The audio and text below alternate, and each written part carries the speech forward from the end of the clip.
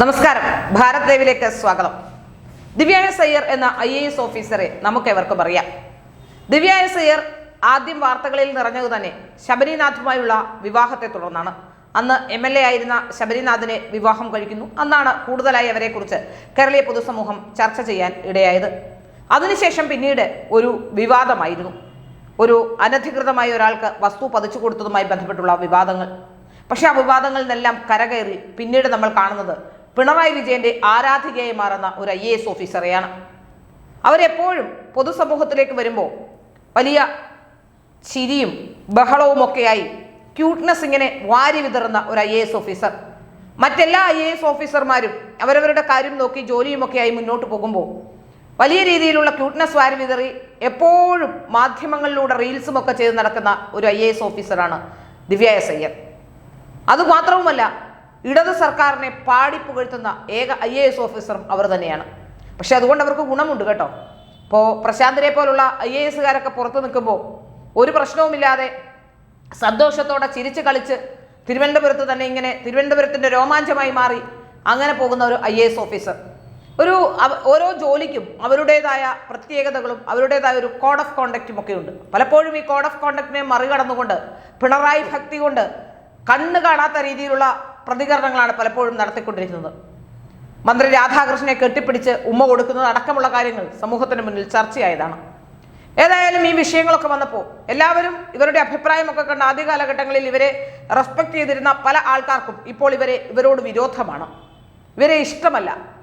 അത് പല വേദികളിലും ഇവരിങ്ങനെ ചെല്ലുമ്പോൾ അത് പലരും ഇപ്പോൾ ചോദിച്ചും തുടങ്ങിയിരിക്കുന്നു. സാധാരണഗതിയിൽ നമുക്കൊരാളെ ഇഷ്ടമല്ലെങ്കിൽ നമ്മൾ അങ്ങനെ പോയി ചോദിക്കാറില്ല. പക്ഷേ ഇവരുടെ ഈ ഓവർ അഭിനയവും ഓവർ വിനയവും ഓവർ കുട്ടിക്കളിയും ഒക്കെ കണ്ടിട്ടാണ് എന്ന് തോന്നുന്നു.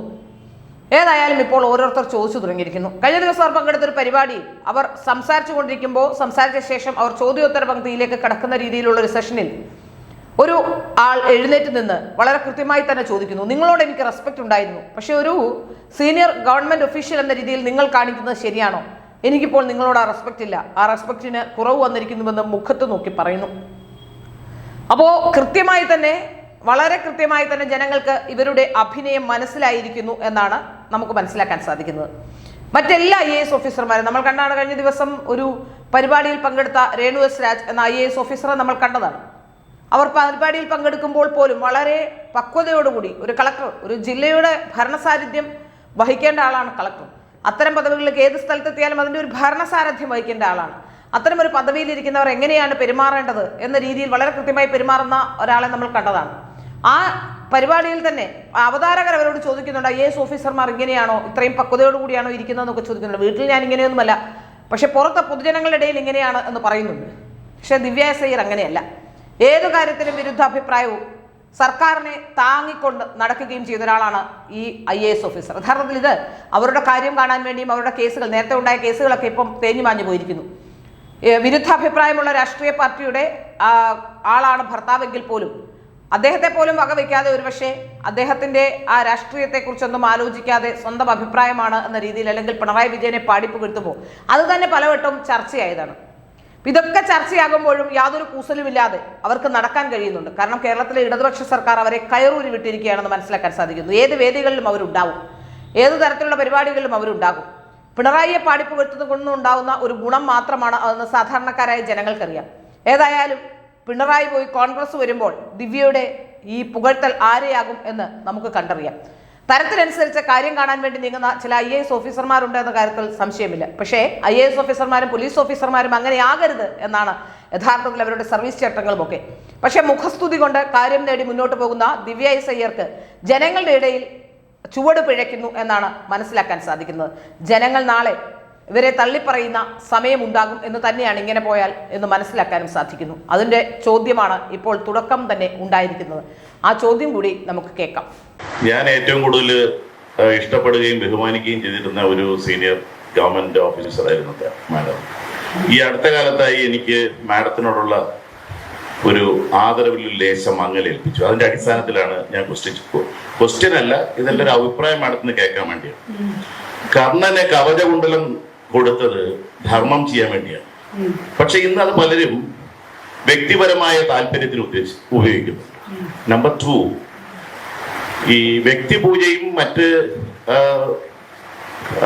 പ്രോത്സാഹനങ്ങളും ഒക്കെ ആകാം, എല്ലാവർക്കും ആകാം, അത് അവരവരുടെ വ്യക്തി സ്വാതന്ത്ര്യം. പക്ഷെ ഖജനാവിൽ നിന്ന് പണം പറ്റുന്ന ഒരു ഉദ്യോഗസ്ഥ അല്ലെങ്കിൽ ഒരാള് എന്നുള്ള രീതിയിൽ അതിനെപ്പറ്റിയുള്ള ഒരു എളിയ അഭിപ്രായമാണ് അറിയുന്നത്. രണ്ടാമത്തത് കൂടി, ഒരു ചാൻസ് കിട്ടിയാൽ, ഭരിക്കുന്ന പാർട്ടിയിലേക്ക് ഒരു ക്ഷണം കിട്ടിയാൽ, നാളെ തെരഞ്ഞെടുപ്പിലെ മത്സരിക്കുന്നത് കിട്ടിയാൽ മാഡം അത് സ്വീകരിക്കുമോ ഇല്ലയോ? ഞാൻ താങ്കൾ ആദ്യം പറഞ്ഞ വിഷയത്തെ കുറിച്ച് സംസാരിക്കണമോ എന്നായിരുന്നു ഞാൻ ആദ്യം ചിന്തിച്ചത്. പിന്നെയാണ് ഇതിനെക്കുറിച്ച് ആക്കിയത് ശരിക്കും. അപ്പൊ ഒരു അവസരം കൂടി തന്നാൽ അതിനെക്കുറിച്ച് 1 മണിക്കൂർ പറയാൻ വേണമെങ്കിൽ. കാരണം പ്രത്യേകിച്ചും നമുക്ക് ഇന്ന് സമൂഹ മാധ്യമങ്ങളുടെയൊക്കെ അതിപ്രസരമുള്ള ഒരു കാലഘട്ടത്തിൽ ഒപ്പം ജോലി ചെയ്യുന്ന ഒരു വ്യക്തിയെ കുറിച്ച് ഒരു നല്ല കാര്യം പറഞ്ഞതിനായി ഒരു പക്ഷേ ഇത്രയധികം അധിക്ഷേപങ്ങൾ ഏറ്റുവാങ്ങേണ്ടുന്ന ഒരു കാലഘട്ടം പണ്ട് സോക്രട്ടീസിന്റെ കാലഘട്ടത്തിലൊക്കെ ഉണ്ടായിരുന്നിരിക്കും. പക്ഷെ അതിനുശേഷം ഇപ്പോഴാണ് എന്നാണ് എനിക്ക് തോന്നുന്നത്. എന്നാൽ കൂടെയുള്ളവരെ കുറിച്ച് കുറ്റം പറയുകയും അധിക്ഷേപിക്കുകയും ചെയ്യുന്നവരെ നമ്മൾ പ്രോത്സാഹിപ്പിക്കുകയും ചെയ്യുന്നുണ്ട് നമ്മുടെ സമൂഹം. അതും മറ്റൊരു വിരോധാഭാസമാണ്.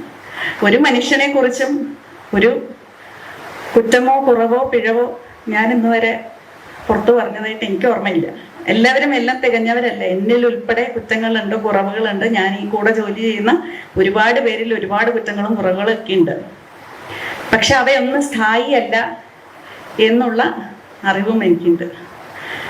പക്ഷെ ഒരു നന്മ നമ്മൾ ഒരു വ്യക്തിയിൽ കണ്ടു എന്നുണ്ടെങ്കിൽ അത് തീർച്ചയായിട്ടും കൂടുതൽ കൂടുതൽ പ്രകാശിപ്പിക്കണം എന്നുള്ള ഒരു സാധാരണ മനുഷ്യന്റെ ധാർമ്മിക ബോധ്യം എന്നിൽ ഇന്നും വളരെ ശക്തമായി ഉണ്ട് എന്നാണ് ഞാൻ കരുതുന്നത്. ആ ഒരു ധാർമ്മിക ബോധത്തിൽ നന്മയിൽ അധിഷ്ഠിതമായിട്ടുള്ള അഭിപ്രായങ്ങൾ തീർച്ചയായിട്ടും ഞാൻ പ്രകാശിപ്പിക്കുക തന്നെ ചെയ്യുമെന്നാണ് എനിക്ക് വളരെ വിനയത്തോടു കൂടി പറയാനുള്ളത്. മാഡം